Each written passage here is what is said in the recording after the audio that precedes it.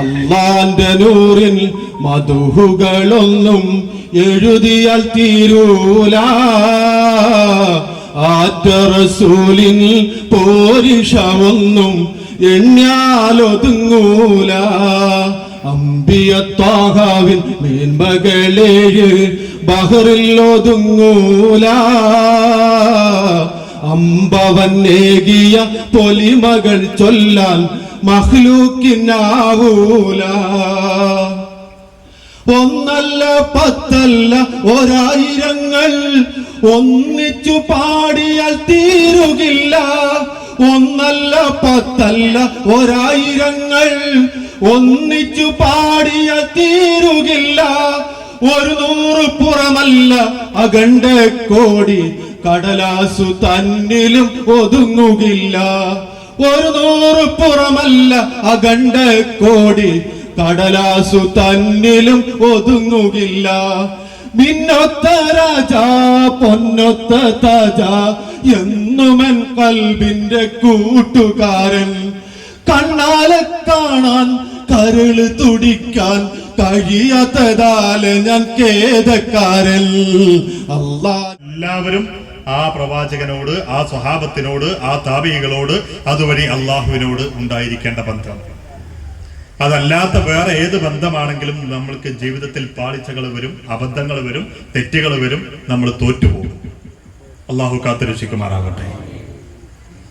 അള്ളാഹു പ്രവാചകനെ വല്ലാതെ സ്നേഹിച്ചു, ഒരുപാട് ഇഷ്ടപ്പെട്ടു. വിശുദ്ധമായ ഖുർആൻ നോക്കിയാൽ ആ സ്നേഹത്തിന്റെ, ആ ഇഷ്ടത്തിന്റെ ഒരുപാട് ഉദാഹരണങ്ങൾ നമുക്ക് കാണാൻ കഴിയും. പ്രവാചകന്റെ പേരെടുത്ത് വിളിക്കാൻ പോലും അള്ളാഹു തുനിഞ്ഞിട്ടില്ല. വിശുദ്ധ ഖുർആനിൽ എവിടെയും യാ മുഹമ്മദ് എന്ന് വിളിച്ചത് നമുക്ക് കാണാൻ പറ്റില്ല. ആത്മാർത്ഥമായിട്ട് സ്നേഹിക്കുന്ന ഒരാൾ മറ്റൊരാളെ പേരെടുത്ത് വിളിക്കൂല. തന്റെ മെഹബൂബിന് ഏറ്റവും പ്രിയപ്പെട്ട വിശേഷണം എന്താണോ അത് വെച്ചിട്ടാ വിളിക്കുക. എന്റെ പ്രിയപ്പെട്ടവനെ, എന്റെ പ്രിയപ്പെട്ടവളെ എന്നൊക്കെയാണ് വിളിക്കുക. ആ ഒരു ശൈലിയിലാണ് അള്ളാഹു വിളിച്ചിട്ടുള്ളത്. മറ്റു പ്രവാചകന്മാരെ ഒക്കെ പേരെടുത്ത് വിളിച്ചു.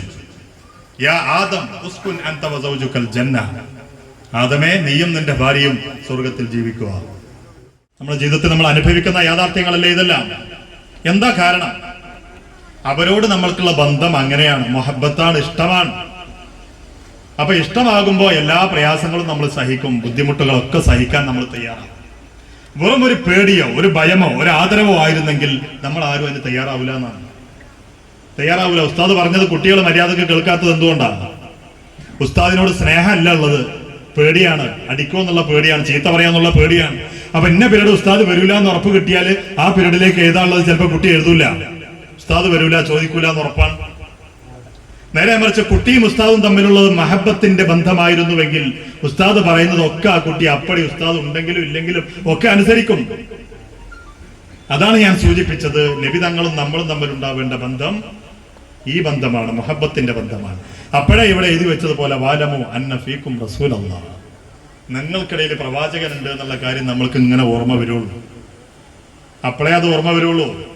നബി തങ്ങൾ വഫാത്തായി പോയി, നൂറ്റാണ്ടുകൾ പലത് കഴിഞ്ഞു.